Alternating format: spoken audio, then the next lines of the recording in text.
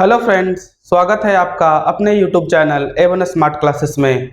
आज के इस वीडियो में हम हिंदी व्याकरण के एक नए अध्याय का आरंभ करने वाले हैं, हिंदी मुहावरे एवं उनके अर्थ।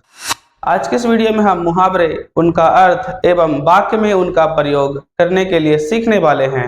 साथ ही साथ इस चैप्टर के अभ्यास प्रश्न को भी करने वाले हैं। तो वीडियो में हमारे साथ बने रहें। तो जल्दी से चलते हैं कंप्यूटर स्क्रीन पे। तो चलिए दोस्तों, हम कंप्यूटर स्क्रीन पे आ चुके हैं। तो आइए लेसन को स्टार्ट करते हैं।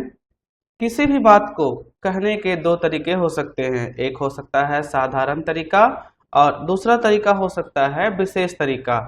आइए साधारण तरीका, विशेष तरीका क्या है इसके बारे में सीखते हैं। साधारण तरीका, रीना को गुस्सा आ रहा है। अगर किसी व्यक्ति को गुस्सा आ रहा है तो हम साधारण तरीके से कहेंगे रीना को गुस्सा आ रहा है। इसी वाक्य को जब किसी विशेष तरीके से कहना होगा तो हम कहेंगे रीना का खून खौल रहा है। क्या कहेंगे बच्चों? रीना का खून खौल रहा है। इन दोनों वाक्यों से स्पष्ट हो जाता है कि साधारण वाक्य को विशेष ढंग से कहना मुहावरा कहलाता है। अर्थात मुहावरा का परिभाषा क्या हो जाएगा? साधारण वाक्य को विशेष ढंग से कहना मुहावरा कहलाता है। आइए एक एग्जाम्पल यहाँ पे और लिखा गया है, इसकी सहायता से सीखने और समझने का प्रयास करते हैं। साधारण वाक्य में है आज रितेश बहुत खुश है। इसको जब विशेष तरीका से कहना होगा तो हम लोग कहेंगे आज रितेश फूला ना समा रहा है। यहाँ जो शब्द फूला ना समा रहा है लिखा गया है, यही शब्द जो है यही शब्द मुहावरा है, जिसका अर्थ होता है बहुत खुश होना। ठीक है, आइए हम नीचे आगे के स्लाइड में आगे बढ़कर हम और विशेष तरह से इसे अध्ययन करेंगे। एक परिभाषा और कहा गया है, लिखा गया है, जो वाक्य अपने सामान्य अर्थ की जगह विशेष अर्थ का बोध कराता हो उसे मुहावरा कहते हैं, वे मुहावरा कहलाते हैं। यानी अगर स्पष्ट शब्दों में कहा जाए तो किसी साधारण वाक्य को विशेष ढंग से कहना ही मुहावरा कहलाता है।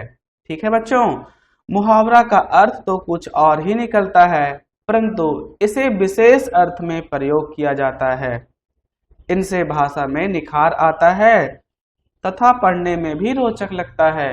यानी मुहावरा से वाक्यों में निखार आता है, भाषा में निखार आता है तथा पढ़ने में भी रोचक लगता है।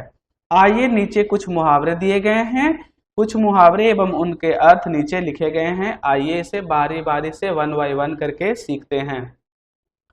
जिनमें पहला है घोड़े बेचकर सोना। अक्सर आप सुने होंगे कि घर में कोई व्यक्ति कहते हैं तुम तो घोड़े बेचकर सो जाते हो, यानी निश्चिंत होना।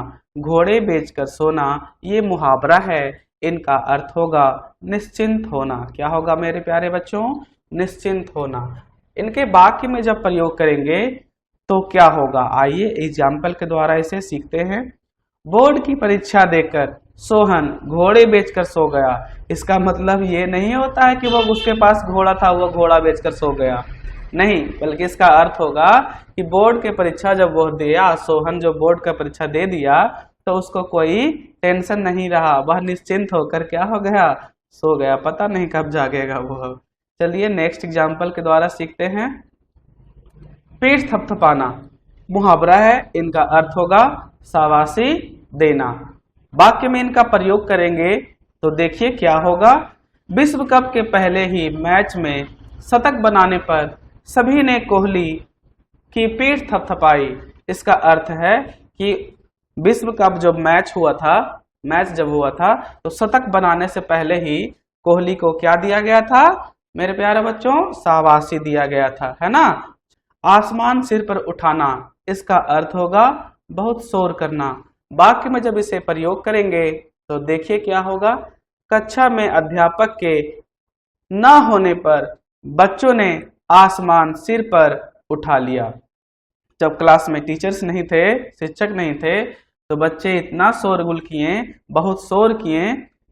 कहा जाता है कि बच्चे आसमान सिर पर उठा लिए। इसका मतलब ये नहीं हुआ कि बच्चे आसमान को सिर पर अपने रख लिए, इसका अर्थ ये हुआ कि बच्चे बहुत शोर करने लगे। आइए आगे सीखते हैं। पेट में चूहे कूदना, इसका अर्थ बहुत भूख लगना होगा। देर तक खेलने के कारण शगुन के पेट में चूहे कूदने लगे। नेक्स्ट है आंखों का तारा बहुत प्यारा। बोलिए बच्चों मेरे साथ साथ, आंखों का तारा बहुत प्यारा। रोहित अपने माता पिता की आंखों का तारा है। रोहित अपने माता पिता की आंखों का तारा है। आइए आगे बढ़ते हैं। मुंह में पानी आना, मुंह में पानी आना, इसका अर्थ होता है ललचा जाना। रसीले आम देखकर चारू के मुंह में पानी आ गया। रसीले आम देखकर चारू के मुंह में पानी आ गया। नेक्स्ट है गले लगाना। गले लगाना का अर्थ होता है प्रेम करना। क्या होता है मेरे प्यारे बच्चों? गले लगाने का अर्थ होता है प्रेम करना। नेक्स्ट है आंखों में धूल झोंकना, इसका अर्थ होता है धोखा देना। चोर पुलिस के आंखों में धूल झोंक कर भाग गया। नेक्स्ट नंबर 9, नाक में दम करना अर्थात होता है तंग करना या बहुत परेशान करना। चूहों ने लोगों के नाक में दम कर दिया। अक्सर देखते होंगे आप लोग, सुनते होंगे, कहे सुने होंगे कि चूहों ने हम नाकों में दम कर रखा है, मतलब बहुत चूहे परेशान कर रखे हैं। नेक्स्ट है अक्ल का दुश्मन। क्या है बच्चों? अक्ल का दुश्मन, जिसका अर्थ होता है मूर्ख या फिर कह सकते हैं मूर्ख व्यक्ति। तुम कैसे अक्ल के दुश्मन हो जो एक भी बात तुम्हारी समझ में नहीं आती।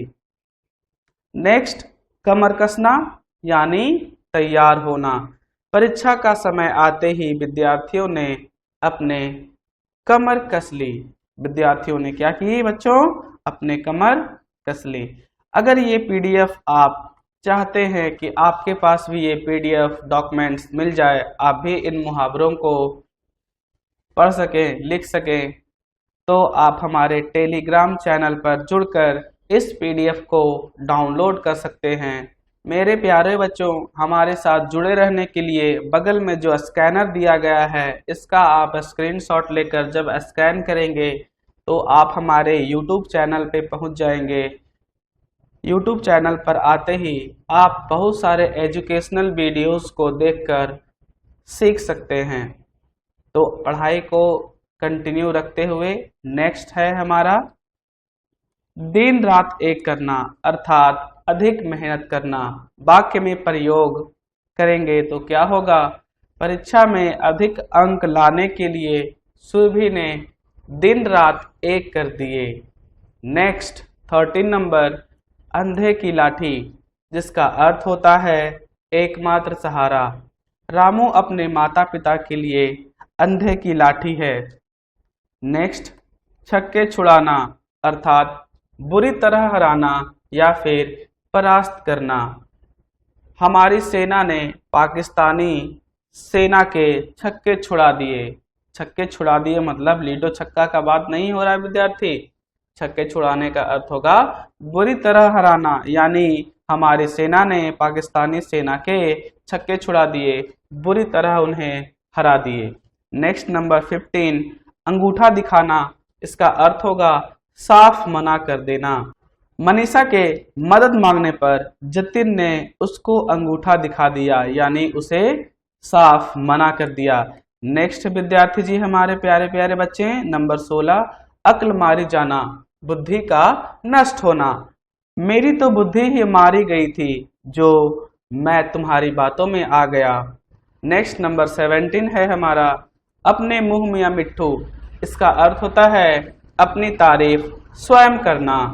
अपने मुंह मियां मिट्ठू बनने के बजाय कुछ करके दिखाओ तो माने, अर्थात तुम जो अपनी तारीफ स्वयं करते रहते हो, इसके बजाय तुम कुछ अलग करके दिखाओ तो मैं मानूं।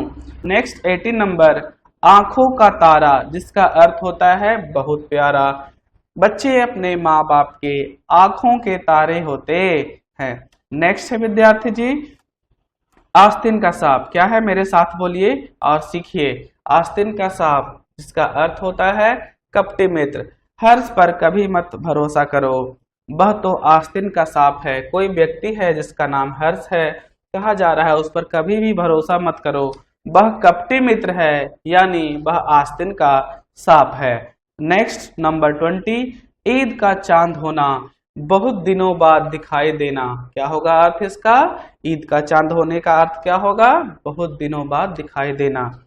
नौकरी लग जाने के बाद तुम तो बिल्कुल ईद का चांद हो गए हो, अर्थात तुम बहुत कम दिखाई दे रहे हो, बहुत दिनों के बाद दिखाई दिए हो। नेक्स्ट नंबर 21, नाक में दम करना, बहुत परेशान करना।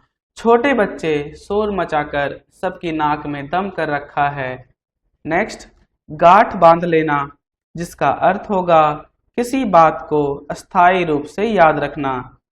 सोहन इतना आज्ञाकारी है कि वह अध्यापक के कही हर बात को गांठ बांध लेता है, अर्थात वह अध्यापक के द्वारा कहे जाने वाले सभी बातों को अस्थायी रूप से मान लेता है।